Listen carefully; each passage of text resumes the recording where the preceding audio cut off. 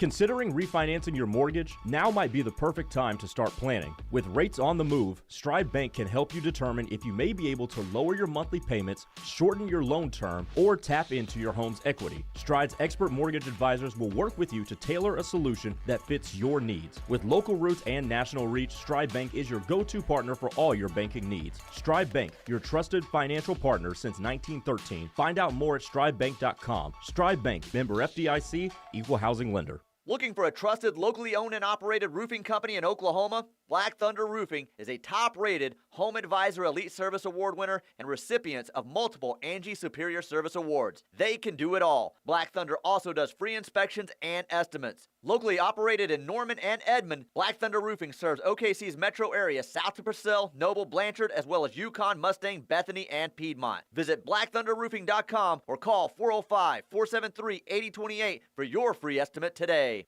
My son Ian was diagnosed with a brain tumor at the age of 16 months.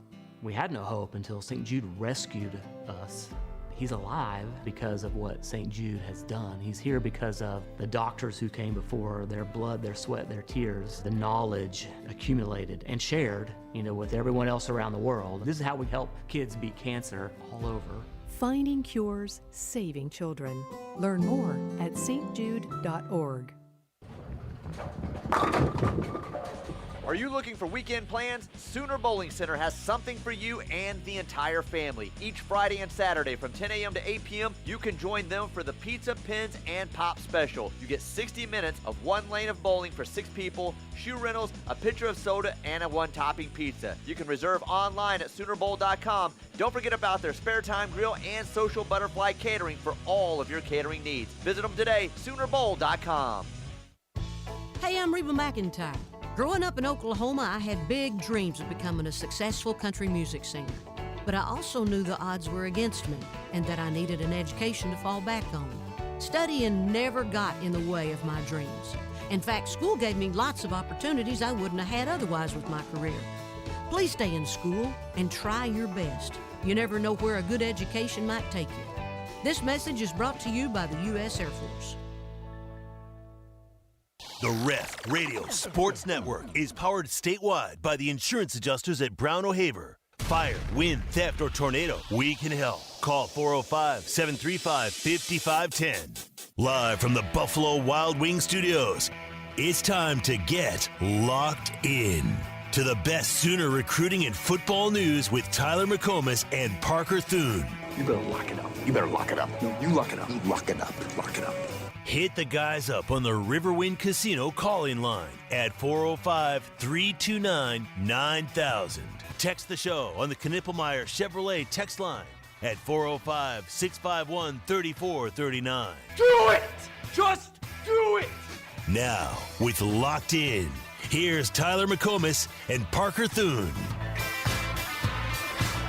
Live from Atlanta. It's Locked In. Well, at least half of us live from Atlanta today. I was told I would not make it here this morning. That was not the case. No delays, no cancellations, none of that. Actually got to the gate here in Atlanta like 10 minutes early. We're ready to go out here in Atlanta for the big game tomorrow between OU and Auburn. I am at Hooters, so hey, OU fans, if you're hanging out in the Atlanta area, maybe you're planning on going to the Braves game like I am tonight, swing by Hooters, 2977 Cobb Parkway Southeast, about a 5-minute drive away from Truist Park here in Atlanta. I'm in the ATL. Parker is, I don't know, somewhere in the Southeast. What are you, about 6 hours or so out? What's your current destination? Not quite 6 hours out. We're like 4 hours out from Auburn right now. We're making good progress. We're about to cross over the border from Mississippi into Alabama. We're just past Tupelo. So, yeah, road trip is going well. Very nice. Well, I haven't been able to listen at all today, and I haven't been able to look at the text line, but I did see social media last night, and everyone is upset, not happy, a little worried, a little bit concerned. Sometimes a Football Friday can kind of turn the mood a little bit and people can become more optimistic, but how optimistic has the text line been the previous 2 hours, seeing that you're missing 5 wide receivers and Deion Burks for the first time this year is not going to be available? How's the mood out there? Yeah, I'll be honest. I have not had access to the Knippelmeyer Chevrolet text line, so I don't know. I know we've read some texts. We haven't read a ton of texts over the last 2 hours, but I think everybody understands what the deal is tomorrow, that Oklahoma's going in with virtually no depth whatsoever at wide receiver and going to be rolling out a bunch of undersized guys, a bunch of true freshmen, a bunch of dudes that you did not anticipate playing 40, 50 snaps a game before the season that have now been forced into action at the wide receiver position. And, Tyler, you're also handing the reins to a true freshman quarterback. Oh, yeah. And to be fair, a true freshman quarterback that I and many others think is really, really talented, but he's not going to have a whole lot of help at the wide receiver position. At least that can't be the expectation that you head in with. Maybe one or two of these guys surprises us, but somebody has to step up at wide receiver for Oklahoma right now. Yeah, well, I mean, clearly they are not putting their freshman quarterback. Like, not is it just a true freshman starting. It's a true freshman starting on the road in a hostile environment with their team. Their backs against the wall. They really need this win. It's not a great situation around him starting. I think that we can all easily acknowledge that. Now, I will say this: just under 24 hours or so, right around 24 hours until kickoff. I think Michael Hawkins is your quarterback moving forward. That's what I think is going to happen. But if he plays well tomorrow, and I don't mean throws for 400 yards and rushes for 85 yards and a couple of scores, I mean plays efficient football, doesn't turn the ball over, has a solid stat line, right, given the situation around him. Like, Parker, if Michael Hawkins plays well tomorrow, if he plays efficient football tomorrow, if he puts this offense in a position where they win the game tomorrow, buddy, given the situation tomorrow, then there really is no doubt who your quarterback is moving forward. It's Michael Hawkins, and, I mean, there's no debate about it whatsoever if that's what happens. No, there's none. And that all goes haywire. And Thompson has to be the next man up soon, and it's Parker's on the road. We're losing him a little bit, but so I mean, there's a lot of fascinating, interesting questions going into tomorrow, right? And it's the same point that it's not ideal that you're in the situation that you're in, and somebody's going to have to step up because Michael Hawkins can't do it alone. So who's going to do that? Is it going to be one of the true freshmen? Is it going to be a Zion Reagans? Is it going to be a player like that has his best game as a Sooner? Is it going to be Brennan Thompson that has that game that we've been waiting on? Is it going to be Bauer Sharp, who was not great last week at all, but maybe has the best game? Like, it's got to be someone. It's got to be more than just one receiver. Like, this offense is going to have to band together and figure something out. They don't need to score 35 points tomorrow to win this game, but they've got to put themselves in a situation where they're good enough to win this football game, because this kind of feels like the season tomorrow. I know we got over half the season left, but we got a lot of football left to play. But if you lose this one on the road at an Auburn team that's really, really struggling, that's really going to put you up against it. I was just talking to a local Atlanta radio host out here about a few minutes before I came on, and I was kind of laying him down the scenario of this game, and he said, Auburn's clearly not very good, but the people that I talk to out there, the vibe isn't very good as well. There's just not a good feeling around that place right now. So he seemed to still be pretty confident, even with the losses, that OU's going to figure out a way to win this game tomorrow. And hopefully that's the case, because it does not matter what it looks like tomorrow at Jordan-Hare. If you're able to just walk out of this game with a 4-1 record, I think you're going to feel pretty good about yourself. Consider the situation that you have. Okay, I kind of have access to the Knippelmeyer Chevrolet text line. My computer's not exactly loading it up for whatever reason, so hopefully I'll get that fixed. So I'm operating with it off of my iPhone right now. So we'll see how well that goes. 27-16 is a prediction from the 918. 512 says, my hot take, Barnes has over 100 yards tomorrow. Jeez. Talk about something this offense and this team could use tomorrow. How about a 100-yard rusher from a running back, man? How realistic is that? Not very, but Yeah, I feel confident saying, Tyler, that if you have a 100-yard rusher, regardless of who it is tomorrow, you win the football game. Like, I don't think there's any way we look at that box score at the end of the night, see anybody in triple digits in rushing for Oklahoma, and then flip over to the final score and saw, oh, Oklahoma lost. Yeah, no, you rush for 100 yards individually. Anybody on this roster, be it Michael Hawkins, be it Javonte Barnes, Zion Reagan's on a zillion jet sweeps. Like, somebody rushes for 100 yards, Oklahoma's winning this game. Well, who's it most likely to be? Is it most likely to be Michael Hawkins? He gets a couple of big runs? Because I got to think he's going to be active in the run game. I don't want him falling on his dome like he did last week. So he's going to be active in the run game. I think he's going to have to be. I would say the two clear favorites are Michael Hawkins and Javonte Barnes. I'll say Javonte Barnes, but like, who might have the second most rushing yards? I wouldn't be surprised if it's your true freshman quarterback tomorrow. No, and I wouldn't be surprised at all. In fact, I was going to say, Tyler, if you make me bet on who cracks 100 yards rushing tomorrow for Oklahoma, I'm throwing money down on Michael Hawkins before anybody in that backfield, just because of what we've seen so far, the ineffectiveness in blocking some of the run schemes. And granted, there were several instances last week against Tennessee where the offensive line did block up an inside zone or an RPO, whatever it was, pretty well, and either the running back just didn't hit the hole or Jackson Arnold made the wrong read, whatever it might be. There's a number of reasons why this offense, this rushing offense specifically, has been very frustratingly stop and start, and there's been a lot more stoppage than starting. And I think Michael Hawkins, because of the threat that he provides as a runner, there's going to be attention paid to him from the Auburn defense, but still, he's just quick enough and he's all out fast enough that he's going to get his on at least a couple of occasions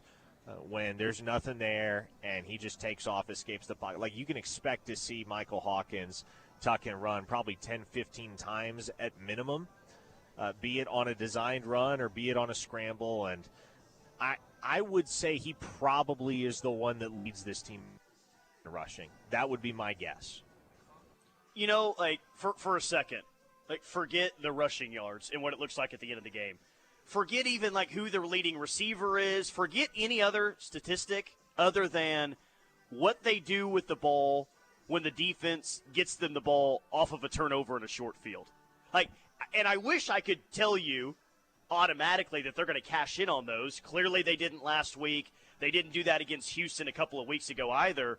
But if I could just tell you, hey, man, every single time the defense gets a turnover tomorrow, the offense is going to turn it into points. They may not always turn it into a touchdown, but they're at least going to turn it into a field goal. Where would your confidence level be in OU's chances tomorrow if I could just tell you that they could be, cash in on the opportunities given to them tomorrow? Because I'd feel really good about their chances if that's the case. Yeah, pretty dang high at that point, Tyler, because, I mean, heck, you look back at the game last week against Tennessee, which it didn't really feel like Oklahoma was in that game at any point. The final score was close, but it kind of felt like you were getting it handed to you all day. You can make the case that if you just take advantage of the opportunities that your defense hands to you on a silver platter in that football game, you've got a chance at the end. Maybe you're even leading at the end of that football game. Maybe the quarterback switch never has to get made. Who knows? Things could have transpired very, very differently if the Sooners had just been able to cash in on the easiest of opportunities that was laid up there, the cream puff tossed your way by the defense. And so if you can do that tomorrow, and I trust that this defensive unit is going to force at least a couple of turnovers from a very turnover-prone Auburn offense, then yes, you should win this football game and win it convincingly. Yeah, well, it'd be nice to get out to an early lead. I mean, there's a lot of things that the offense could need right now. A 100-yard rusher, someone to step up at wide receiver in Deion Burke's absence, some confidence, some momentum. But if they could just get an early lead in this game and kind of let them control this thing early on, then you'd feel really good about things. J-Dub, I got the text line working on the laptop here, so we're all good now. J-Dub says 1985 revisited. Same score as Jamel Holloway's first game, 59-14. Boy, wouldn't that be nice. Speaking, though, of 1985, there will be a very, very notable member of the 1985 squad on the rush later today, coming up at 4:45. And I'm not even going to hint around it. Brian Bosworth is scheduled to join us today at 4:45. Caleb Kelly and myself. So be sure to tune in for that. That one's going to be really cool. Jake from Wisconsin says, I think Michael Hawkins is going to be better than that painted nails boy who left to L.A. in his prettiest skirt. The Waffler says, sorry, guys, I have been in and out of a lot today. Do we know who is starting on the offensive line? I guess your question is Jake Taylor starting on the offensive line? And where do we think Troy Everett is starting on the O-line tomorrow? Is that be probably the two biggest questions we have going into it on the O-line? I was just having this conversation with a couple of different sources earlier in the afternoon, and I will give you my projected starting lineup up front for Oklahoma.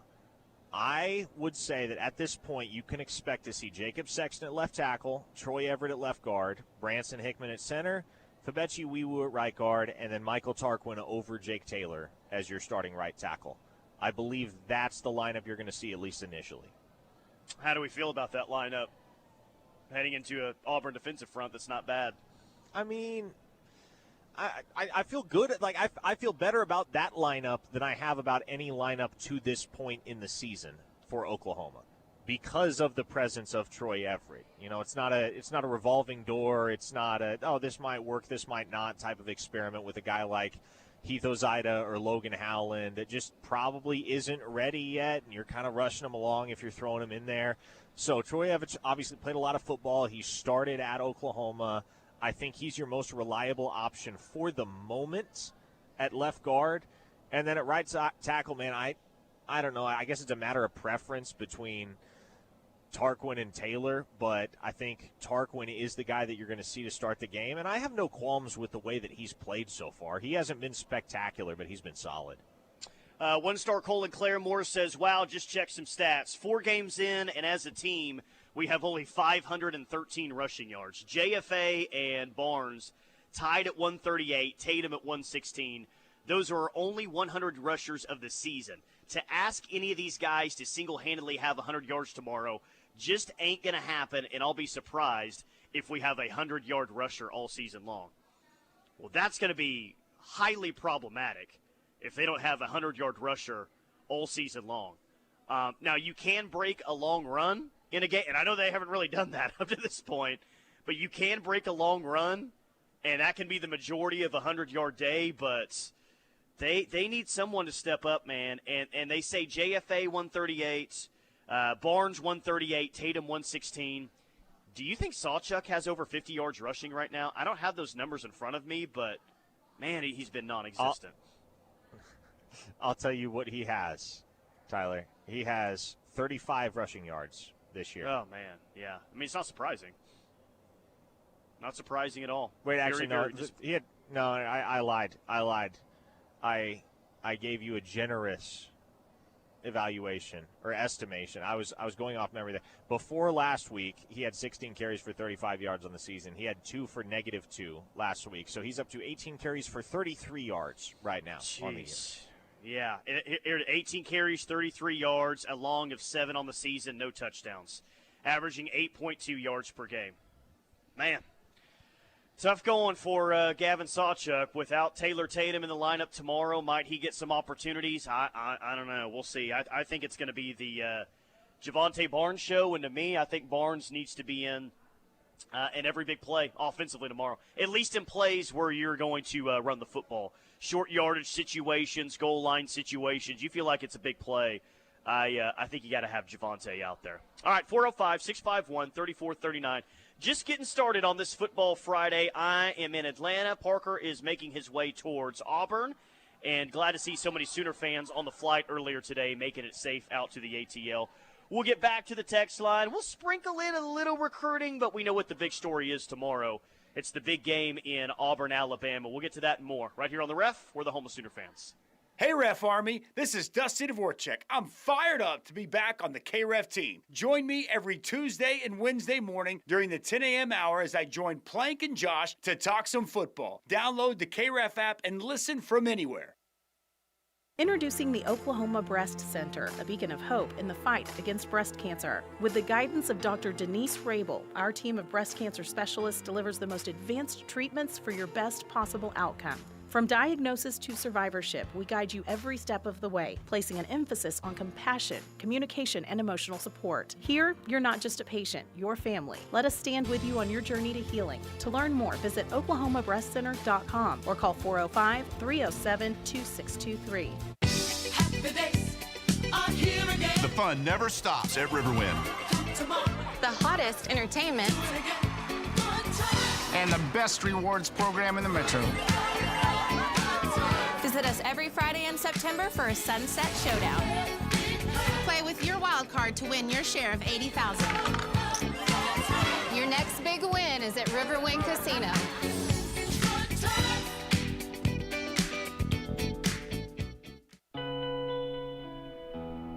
Ever wonder why someone would wake up at the crack of dawn just for a chance at the unknown?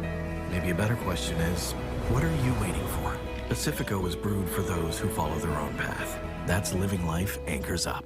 Hey, wouldn't it be great if life came with a remote control? You know, you could hit pause when you needed to, or hit rewind, like that time you knocked down that wasp's nest. Uh-oh. Well, life doesn't always give you time to change the outcome, but prediabetes does. With early diagnosis and a few healthy changes, you can stop prediabetes before it leads to type 2 diabetes. To learn your risk, take the 1-minute test today at doihaveprediabetes.org. Brought to you by the Ad Council and its prediabetes awareness partners. Hey, Sooner fans, we've got you covered. 24 hours a day, 7 days a week, 365 days a year. No, we don't get a break. This is the home of Sooner fans. The Ref Sports Radio Network. At Child Fund, hope means helping millions of children living in poverty worldwide grow up healthy, educated, skilled, and safe. And that means safe at home, at school, and online. Hope means walking this path together, all of us. Because when we work together, we can do so much more. That's right. Hope includes you. Child Fund, because we need each other. Learn more at childfund.org. Are you looking for luxury apartments for rent in Norman? The Falls at Brookhaven offers stunning apartments and a well-maintained, calm atmosphere. Enjoy our landscaping, a swim in the pool, or take your pet for a walk in one of our 2 dog parks. Our spacious outdoor areas and state-of-the-art amenities will make this new home feel like a resort. All this can be right outside of your door when you live at the Falls at Brookhaven. Call our locally owned and operated community at 405-701-8233 or go online to thefallsatbrookhaven.com to view our spacious floor plans. Drive back to school in style with a brand new 2024 Honda Accord LX for just $28,677 with rates as low as 2.9% APR. Plus, enjoy the Honda Service Pass, complimentary maintenance for 2 years or 24,000 miles. With advanced tech, great gas mileage, and classic Honda reliability, you can focus on what really matters, getting you where you need to go. Only at Fowler Honda. Stock number H240920. Purchased by 9/3/2024 with approved credit through Honda Financial. What I know about courage, I learned from my adoptive mom. She said sometimes you just gotta hold on and know we'll get through this. Mom, we are so high up. Hold my hand. No, you hold my hand. Here we go. Learn about adopting a teen from foster care. You can't imagine the reward. Visit adoptuskids.org to find out more. This message is brought to you by Adopt U.S. Kids, the U.S. Department of Health and Human Services, and the Ad Council.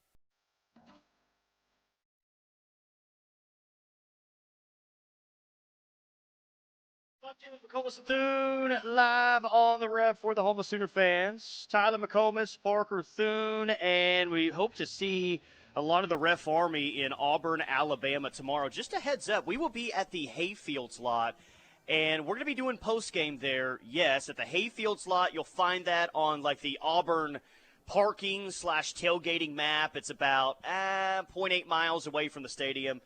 But our buddy Heath in Atlanta, big OU fan that lives in Atlanta, he's got essentially a tailgate set up out there at the Hayfields lot. We're going to be hanging out there before the game. We'll be hanging out there after the game as well.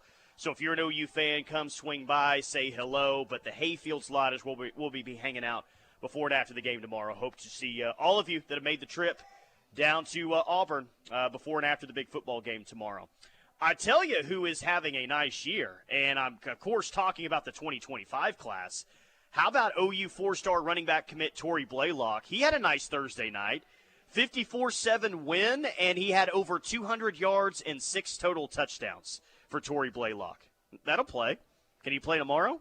That will play indeed. Yeah, he's part of a real dynamic backfield down at Atascocita High School outside Houston. Him and Carday Mack, who's a 2026 kid, at the running back spot. But, yeah, Torrey Blaylock's had a nice year. Man, he's an explosive dude, and he's the lone soldier in the 2025 class at running back for Oklahoma, the only guy that DeMarco Murray took at that position, because you do have a bit of a surplus right now in that backfield. I mean, keep in mind, behind Taylor Tatum, Sawchuk, and Barnes, as well as Sam Franklin, you still have Caleb Hicks on that depth chart. You've got Andy Bass, and you've got Xavier Robinson. So the Sooners aren't hurting for backs right now, but Blaylock will be a nice addition come the spring.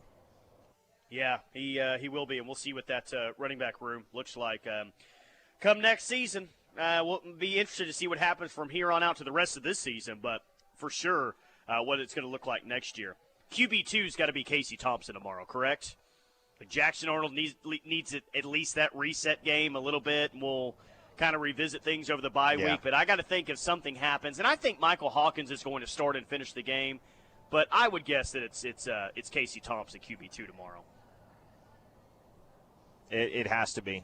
It really has to be. And Michael Hawkins is your guy this week. He's likely your guy moving forward. I think it would take a lot for the Sooners to go a different direction, just because I don't think Hawkins is going to lay an egg the way that Jackson Arnold did against Tennessee. I don't know that the floor gets that low for Hawkins, but if you do need to somebody, yeah, it has to be Casey Thompson, because you said it.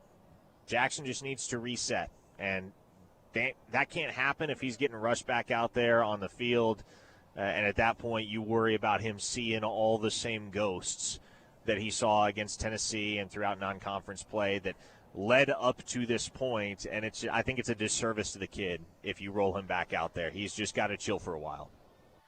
Yeah, I mean, there's so many interesting elements to this game. I think having so many receivers out tomorrow greatly adds to that, but I think that we all knew, because we knew that Jacoby Johnson was moving to wide receiver before we officially knew that Deion Burks was going to be out for this game. But even earlier in the week, where there might have been a thought that Deion Burks was going to play, there was still the thought of, well, they're not just moving Jacoby Johnson just over there just to do it. Like, they're moving him over there because they need another receiver, and I think he's going to play as soon as this week. Well, now that you have Deion Burks out of the lineup, I definitely think Jacoby Johnson's going to play tomorrow, and I don't know if I would put him as the front runner of, who's going to lead the team in receiving tomorrow. I probably wouldn't go there. But is Jacoby Johnson going to be in the game in some, big-time plays tomorrow, or even get some opportunities in the pass game? I mean, judging where you're at numbers-wise right now, Parker, the answer for that to me is yes. And we'll see how he is out there blocking on the perimeter. Hopefully he's a lot better than what you've had, but I think Jacoby Johnson's making this move, and he's going to get some opportunities here very quickly. Well, you hope you see him tomorrow, right? Because that indicates that, yes, he is somebody you can count on moving forward at wide receiver, and this isn't just an experiment that the OU staff is conducting. No, they had good reason, adequate reason to make the move, or to have Jacoby Johnson make the move, from cornerback over to wide receiver, and that he rewarded that belief from the staff by proving on the practice field that he could be an immediate contributor. So, yeah, you hope to see a lot of Jacoby Johnson tomorrow, I think, because, again, that indicates that he is somebody you'll be able to count on against Texas and moving forward, because I think there's really no relief on the horizon, Tyler, not in an immediate sense. You're not getting Jalil Farouk back for a while. Who knows at this point what the outlook is elsewhere in this receiver room? It's just a cavalcade of injuries. And so Jacoby Johnson offers a skill set that does not exist right now in that wide receiver room. He's very much a unique specimen. And if that does play, if that skill set does play right off the bat, then I think there's some encouragement to be found there in what you do have at wide receiver, because we can talk all day about what Oklahoma doesn't have, Tyler, but That doesn't matter at all tomorrow when the Sooners kick off at 2:30 against Auburn on the Plains. It's not about the guys that aren't there. It's about the guys that are. And what can those guys do to make life easier on Michael Hawkins as a true freshman quarterback who's not only going to have to start this game, but then is going to have to turn around and, in all likelihood, at this point, be the very first true freshman in program history to start against Texas at quarterback. Yeah. What are the odds if OU wins tomorrow that Hugh Freeze is going to come out on Monday and say, well, if we this is just the truth. If we play Oklahoma 9 more times, we beat them 9 times out of 9. I would like that a lot if Hugh Freeze doubles down on his we would beat this team we just lost to 9 out of 9 times. He'll say something. I mean, he's said a lot so far this year. I mean, saying the quarterbacks have basically been a disaster, saying that, like, you can't rule anything out. Yeah, and I'm not ruling anything out. Hugh Freeze is gloriously unpredictable, and I will revel in it. Okay, let's see. A-Train says, so Auburn is starting a different quarterback against us, Peyton Thorne. Yeah, they've started, 2 quarterbacks so far this year, and I guess the thought is that they're going back to Peyton Thorne, who started the year. Not a whole lot of people were high on him to start the year, but they were so bad last week with the new starter. It sounds like they're going with Peyton Thorne. Maybe they play 2 quarterbacks tomorrow, the way that they've been playing. I don't think that's out of the – I don't think that they'll necessarily start the game with a 2 quarterback system, but they just might end up playing 2 QBs tomorrow. And that's the peril of asking as a fan, how much worse can it get? Or stating definitively, well, it can't get any worse. Like I heard people saying over the weekend, last week after that loss in Tennessee, well, just play EPL at left guard. It couldn't get any worse. I'm sure that's what Auburn fans thought when Hugh Freeze made the switch from Peyton Thorne to Hank Brown. They were all sitting there going, oh, great, it can't get any worse. And it did, Tyler. It can always get worse. It always can. So in some cases, the guy that you revert to, and you would hope this is the case, and you have reason to believe after last week that this is the case with Michael Hawkins, sometimes the guy that you revert to, sometimes the guy that you make the switch to, he is ready and he is an improvement, and sometimes the guy that's out there is legitimately the best option, and sometimes that's not saying much at all. 214 says, come on, guys, we have a 100-yard rusher this season against Maine. Hopefully that's not the first time that they have 100-yard rushers when we get all the way to the Maine game. Hopefully it can happen tomorrow, but, man, this offensive line is going to have to play a lot better. These running backs are going to have to play a lot better, that's for sure. Let's see, 405, correct me if I'm wrong. Did we not score 2 touchdowns against a better defense last week with the same players out, and we are getting some new ones in? I am looking forward to it. Yeah, I mean, essentially. I mean, because Deion Burks, I guess, he was not in, right?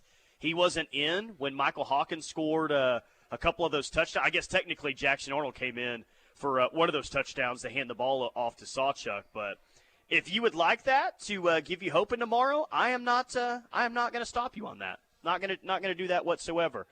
Who does everyone think the leading receiver is going to be tomorrow? That's a major question. You like the connection with Pettaway and Michael Hawkins? You like Brennan Thompson to step up and have a big game? Who we thinking leading the team in receptions tomorrow, receiving yards? I'm going to say it's Jaquez Pettaway. That is my bet. And I'll add the caveat that as I mentioned earlier in the week, I do think Michael Hawkins and Brennan Thompson connect deep at some point. I do think they hit on a shot. I don't know how quickly that is. I don't know whether that goes for 6 or not, but I do trust that Hawkins is going to be able to connect with Thompson downfield at some point. But I just think for the guys that you know that can play at that wide receiver spot, Pettaway to me has the most complete, most versatile skill set and is in all likelihood going to be the one that draws the majority of the targets from Hawkins and is going to be operating that section of the route tree that is conducive to the most targets. Now, I will concede that the biggest variable here is Jacoby Johnson. How much can you rely on Jacoby Johnson? What can he provide? Like, there's a very good chance that none of us truly have any idea just how ready Jacoby Johnson is to step in at wide receiver, and maybe he has a statement game tomorrow in his very first game playing offense at the collegiate level. But that's not really something you can count on, and for that reason, I think Jaquez Pettaway is the safe bet to lead Oklahoma in receptions. I think that's what most people are going to say, and I'm not going to fault anyone. Heck, I might say that myself because the limited sample size we've seen of what this offense is going to look like tomorrow, well, it was Pettaway that looked the best with your true freshman quarterback last week in Michael Hawkins, and that doesn't have to tell the entire story, but it can at least tell us maybe early on who he has the best connection with. Dave from Norman says Pettaway. Les in Hayes, Kansas says Pettaway. Gunny wants to say Bauer Sharp. I don't know if that'll get him canceled on the text line or not. Poppy Chulo says, who is going to be the leading receiver? The better question is, will we have anyone catch a pass? Poppy, I'm guaranteeing you that OU will have someone that catches a pass tomorrow. I'm guaranteeing that. I don't know how many, but they'll have someone that catches a pass tomorrow. And I don't know if Steely played this today with you or not, because I emailed it to him. But Bob yesterday said, not to put him in, tough situations, but you can't, even with the freshman quarterback, you got to go play, man. Find the designs and find what fits your quarterback best and go play. Because if you play it super conservative and close to the vest and all that, it's going to be really difficult to win tomorrow. And that's what I hope that Seth Luttrell and the rest of this offensive staff does. I mean, I want them to be very calculated in the chances that they take if this defense is once again playing really well. But I don't want to see it play it super conservative with Michael Hawkins. He's a gamer. He feels like a big play guy to me.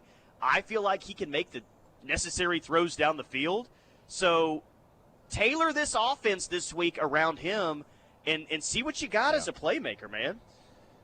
Yeah, and I hear what you're saying, and I don't entirely disagree. I will say I would like to see Oklahoma come out with a bit of a safer, more conservative game plan tomorrow, just because I think if you can win the time of possession battle, if you can slow this game down, or I guess speed it up depending on how you look at it, but if you can make this game go by faster, if you can limit the amount of stoppages, you can just keep the clock rolling, make this a rock fight, the likes of the Tennessee game a week ago, then I think you set yourself up well to win, because Auburn is going to make mistakes inevitably. We've seen this with this team through the first 4 games of their season. Remember the conversation we were all having I guess even into July and August was, well, there's no reason why Oklahoma shouldn't go down to the Plains on September 28th and face an undefeated Auburn team. Then they go lose to Cal, lose to Arkansas, and they gave those games away. Man, this Auburn team has demonstrated that they will give you opportunities. You have to go capitalize. And I think on the other side of the bye, I would like to see at that point a much more aggressive game plan, because that's the only thing that's going to give you a shot to go beat Texas in the Cotton Bowl. Chris from Knoxville basically asking. Sooner Crootin? Chris from Knoxville is basically saying, hey, here's a good question. Can the first down play calling not be absolutely god-awful tomorrow? Yes. Hopefully the play calling and execution on first down is much better, because that is a recipe for disaster for this offense tomorrow if they're moving back 2 and 3 yards on first down. So got to do a lot of things better, but being a lot better on first down is a big key to that for sure. All right, 405-651-3439. is the Knippelmeyer Chevrolet text line. I'm at Hooters today in Atlanta, 2977 Cobb Parkway Southeast. About a 5-minute drive from Truist Park, home of the Atlanta Braves, which I'll be at later tonight. Can't wait for that. So we'll get to more OU Auburn. Caleb Kelly will join me for the rush today for all 3 hours. We got some fun guests today. Kennedy Brooks coming up at 3:30. Brian Bosworth coming up at 4:45. So we got your OU Auburn coverage. Keep it locked right here on The Ref. We're the home of Sooner fans. Obsessed with Sooner Crootin? Then it's time to get locked in with Tyler McComas and Parker Thune every afternoon from 2 to 3 on the home of Sooner fans, the Ref Radio Sports Network. Ever wonder why someone would go to the ends of the earth and leap into the unknown? Maybe a better question is, what are you waiting for? Pacifico is brewed for those who follow their own path. That's living life anchors up. How about this? We're hanging out with the winningest coach in OU football history, Bob Stoops, Mondays on the T-Row in the Morning Show. It's the Stoops Review with the HBC on the T-Row Show, Mondays from 7:45 to 8:30 with limited commercial interruption. Every Monday, we'll be looking back at Saturday's OU game with a guy who knows what he's looking at. Bob Stoops, the Visor, the HBC on our show every Monday. Check it out. From the gridiron to the hardwood to the diamond, no one covers the Sooners like we do. If it's Sooner Sports, we have you covered 24 hours a day, 7 days a week, 365 days a year. This is the home of Sooner fans. The Sooners are SEC ready, and so is Balfour of Norman. Are you? Shop our selection of tees, polos, and hats that have the SEC logo on them. And even my new book, Put the Ponies in the Barn. Locally owned for more than 45 years, Balfour of Norman on Campus Corner is OU fans' go-to shop for Sooner gear. Not only will you find all the newest t-shirt designs, but also great polos, women's fashion tops, shorts, and even things for the youngest Sooner fan, starting at newborn and going through youth sizes. When it comes to hats, Balfour probably has the largest selection anywhere. They also have everything you need for tailgating and watch parties, from drinkware and serving pieces to barbecue tools and accessories. Make sure you have plenty of OU paper plates and napkins on hand, too. If it says OU, you will probably find it at Balfour. Come see us on the corner for all the newest gear or shop online at crimsonproud.com, where you will find everything Sooner. Landmark Fine Homes is a custom home builder in Oklahoma City. Our commitment is to build energy-efficient, custom-quality crafted homes around the metro OKC area. If you are looking to build your first home or last, Landmark Fine Homes is the builder for you. We have many floor plans to choose from, or bring us one that you already have. We have communities throughout the metro, or we will build on your lot. Call 405-347-5991 and let Landmark Fine Homes help turn your dreams into a reality. Oh my nosh, how good is that food? Come taste the talk of the town at Nosh in Moore and enjoy a meal from their all-day brunch and lunch menu on Tuesday to Friday from 11 a.m. to 3 p.m. or Saturday and Sunday from 10 a.m. to 3 p.m. From tea parties to birthday and holiday parties, Nosh has something for everyone. Call 405-676-6674 to cater your next game day party, business event, or visit their website at noshinmore.com. I'm Gina Mitchell of Mitchell's Jewelry. Our cases are filled with new lines and new looks for game day. Our University of Oklahoma collection comes in gold and silver and can be purchased in-store or online. Plus, we have the most beautiful rubies and garnets to layer on for a look that's all your own. Come see us and get ready for some Sooner magic. Mitchell's Jewelry at 2201 West Main Street in the heart of Norman, or shop us online at mitchells-jewelry.com. My dad, he's a double amputee, and he's one of my favorite people in the world. To me, a hero is someone who fights for our country and freedom. My dad is a hero. Homes for Our Troops built this house, and my dad can get through the wide doorways. He can reach anything. Homes for Our Troops builds and donates specially adapted custom homes nationwide for severely injured post-9/11 veterans and enables them to rebuild their lives. Join our mission at hfotusa.org.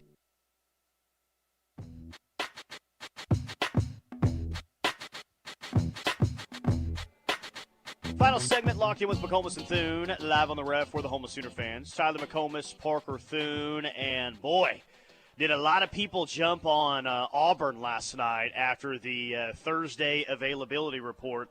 5 OU wide receivers out, Taylor Tatum out, and of course Deion Burks out. So this line last Sunday opened up at OU -4. It jumped down, I think, pretty quickly to OU -2.5. It was down to OU -1 last night. It got to a pick'em shortly after the availability report was released, and Auburn is now a favorite to win the football game, Auburn -1. So as you would imagine, Parker, and this doesn't have any impact necessarily on the game tomorrow, but once was OU favored by 4 less than a week ago.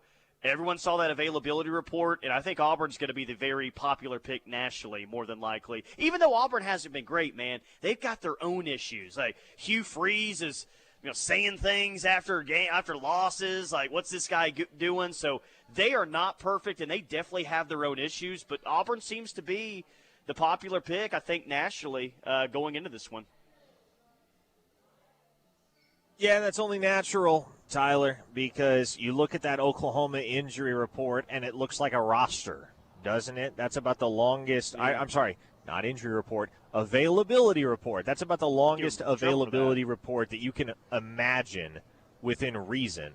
Now, obviously, we're aware of the talent that Oklahoma has at some of those positions still that have been affected by injury. We know, okay, you got another very viable option at Cheetah and Samuel Masigo that can step into the spot that's been vacated by Kendall Dolby, given his injury. But naturally, it's hard, especially from a national perspective, when you aren't mindful of the entire roster, to look at all of those wide receivers that are listed as out and conclude that Oklahoma is going to be able to get anything going offensively. Then you throw in the reality that they're starting a true freshman quarterback as well. And yet, if I know very little about these two teams, Tyler, if I'm just following Oklahoma and Auburn on a surface level, or I'm just a degenerate that's monitoring the lines to try and figure out how I can make some money this Saturday, yeah, I'm certainly picking Auburn. So it's not shocking at all that the Tigers have become the betting favorite. So this totally depends on the flow of the game and the situation, the yard. I mean, it all depends on the situation. But seeing where, things are at right now and the importance of this game, how much would it surprise you, be it with the field goal team or the punt team, that we see a fake tomorrow? How much would that surprise you? That's situational, a very interesting I know. question. A fake. Yeah, honestly, I think if we saw a fake anything, it would be a fake field goal, because there's no reason to fake a punt right now. You have it was a lot more plausible last year when you had punter issues. You don't have punter issues right now with Luke Elzingi. You can count on that dude flipping the field every time he steps out there, but you are dealing with a second-string kicker in Zach Schmidt, a guy that had 2 years to start at Oklahoma and never really inspired a ton of confidence with any sort of regularity that he was going to be able to put the ball between the uprights. So not out of the realm of possibility. I would say still unlikely, but I'll give you 20% chance of seeing a fake. So I'm just trying to think back to, okay, well, how many times has Brent tried a trick play like that with the special teams group? Well, the first one that he did, to my memory, was the fake field goal at Iowa State that worked out beautifully. Zach Schmidt, the Schmidt Show, scored a touchdown on that play. And then the fake punt last year at BYU got called back even though it was completed. So both of those on the road in tight games. Am I missing another fake special teams wise that he's had? You're actually missing a couple, and they're easy ones to forget about. The Texas game last year, because both of these were both right? incredibly forgettable football games. Texas in 2022, they ran a fake field goal pitch from Turk to Zach Schmidt for a first down. And then at the very tail end of that season, they ran a fake field goal up by 2 or 3 scores already on Texas Tech in Lubbock. That one was unsuccessful, and it kind of helped spark what ended up being a big-time comeback for the Red Raiders. So there were fakes aplenty in 2022, but, yeah, I think the only one they ran last year was the one against BYU that got called back. Yeah, and then I guess they had, I don't know if you would call it a trick play or not, but they tried to run, what was it, that throwback on the kickoff against Texas last year? They were receiving in the Texas end of the Cotton Bowl, and that play got reviewed and called back, but that's not your traditional, fake field goal or fake punt play or something like that. But just something to throw out there, just something to ponder. I think it all depends on situation tomorrow, but we have seen it, and we've seen it on the road, and hopefully they don't need it tomorrow. Hopefully they're so good offensively coming out of the gate, and they're able to run the rock like they have it up to this point this year, and Michael Hawkins is comfortable making some plays downfield that you don't need that. But defensively, another big day tomorrow, and this is set up for this defense to have another fantastic day against this Auburn offense and come away with some turnovers. But they got to replicate what they did last week for sure. Jim says, full ride on XM Radio. 4 pickers unanimously picked OU. Oh, there you go. All 4 on XM Radio, whatever show that is, picked OU. Wow. And I did see SEC Mike. He has acknowledged the injuries that OU has, but he is still picking OU to win this game. He's got 20-17. Are you changing your score at all, or do you still have a double-digit win? Because I've still got a one-score game between these two teams. Listen, I'll stand by my word. Am I less confident in it than I was yesterday? I am, but I'm going to stand by it. Also, it's now official, as reported initially on Twitter by Pete Thamel, that Peyton Thorne is going to start for Auburn.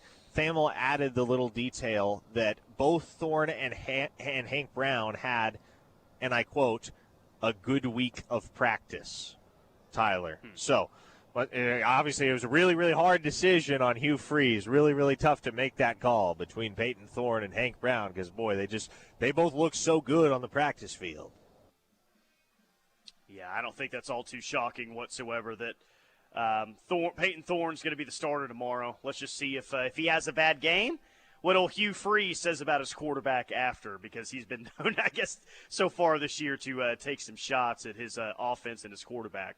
By the way it's looking tomorrow in Auburn, we are looking at a high around 80 degrees, and I don't even see a percentage of rain in the forecast. Partly cloudy skies in the morning will give way to cloudy skies during the afternoons. You'll have winds 10 to 20 miles per hour, high around 80 degrees. So, hey, you know what? After all of this hurricane talk all week long and all the thoughts that no one was going to be able to make it to Atlanta on Friday, it is shaping up weather-wise to be one heck of a football game tomorrow at Jordan-Hare Stadium. How about that?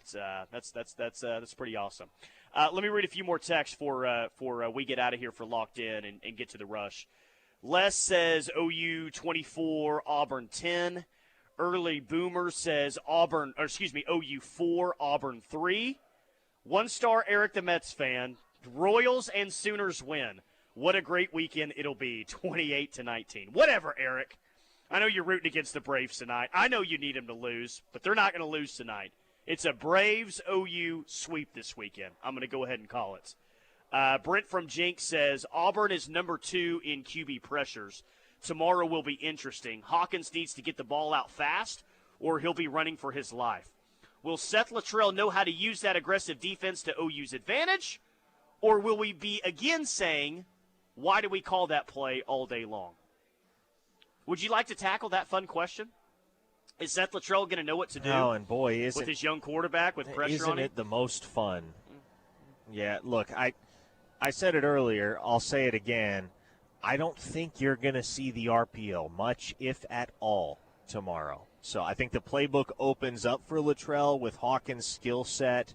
I'm taking a very patient approach, and I generally tend this way. I know some people don't, but I tend to be a little bit more patient with play callers when they have an off game or two. And we are about to find out, Tyler. We're about to find out exactly how much of this offense's issues boiled down to Jackson Arnold just not being the guy that everybody expected him to be at quarterback.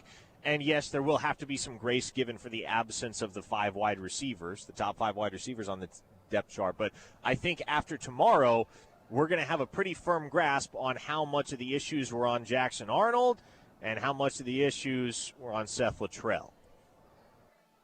Well, hopefully we're walking out of this game. Best case scenario, you get a win. Defense plays well again, and you're saying, all right, you got your quarterback now.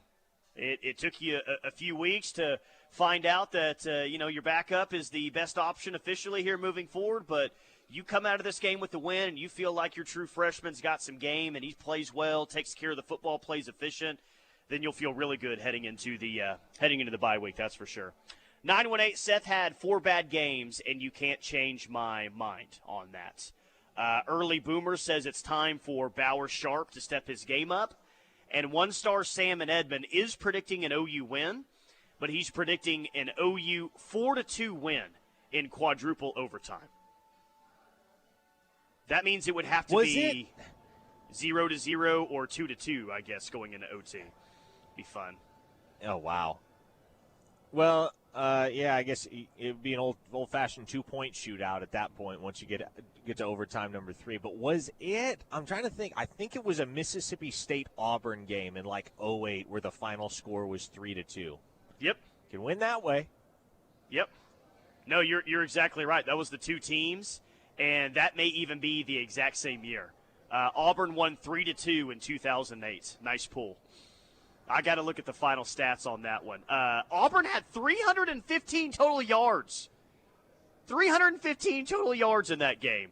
Mississippi State just won 16. They were 0 of 14 on third down and 0 of 3 on fourth down. Oh, gosh. 0 of 14 on third and 0 of 3 on fourth down. Auburn scored 3 points in the second quarter. Mississippi State got a safety in the fourth quarter, and Auburn won that game on the road in Starkville. Top 10 Auburn, by the way. Not a bad Auburn team. A top 10 Auburn team went on the road 3-2. Sheesh. Yeah, that's rough. I mean, and shoot, you might have to. I'm not saying it's going to be that bad. I'm not saying it's going to be 3-2 bad, but I think you're going to have to get accustomed to Oklahoma winning games where they don't have many more than 300 total yards offensively. Man, the perspective shift is going to have to be a significant one because you're used to prolific offensive performances lifting Oklahoma to victory, and that's just not like that's the farthest thing from this team's identity in 2024. And maybe it gets there. Maybe Michael Hawkins helps unlock this Oklahoma offense from the prison cell that they seem to have been in for the first 4 games of the season. But, man, you got to count on that defense to deliver victory at this point. That's the one thing you know that you got going for you week to week is you got a defense that can go toe-to-toe with anybody. Yeah, and I think, look, if you're feeling a little bit nervous heading into this game tomorrow, like I can't blame you. I'm right there with you going into this one tomorrow. I'm extremely nervous, but here's one thing that can maybe give you some confidence and maybe turn the attitude a little bit is when you evaluate the Auburn offense, the Auburn defense, the OU offense, and the OU defense. Well, who's the best unit out of those 4? I think it's the OU defense, man, and I don't feel like there'd be all that much argument there. Now, you might throw back at me, well, yeah, OU might have the best side of the football, but they could have the worst side of the football as well. Well, Auburn's been pretty bad offensively as well, and they've really turned the ball over. So I think it's one of those two. But it's a definite for me that OU's defense is the best side of the football in this game. And if the offense can just take advantage of opportunities, just do that tomorrow, then I think OU is going to be in a decent shape to win this game tomorrow. But got to have it, that's for sure. Hey, man. Can't fall 0-2 in SEC play. Yeah. Hey, go ahead. You go crank that Soldier Boy in the ATL, all right? I'll see you tomorrow. You know I will. Hayfield's Lot is where we're going to be before and after the game if you want to stop by. Should be a good time out there with Heath in Atlanta. All right, I got Caleb Kelly coming up for the next 3 hours. Excited about that. We'll get to more OU Auburn and college football as well. Brian Bosworth at 4:45. Kennedy Brooks at 3:30 today. Keep it locked on the Ref. We're the home of Sooner fans.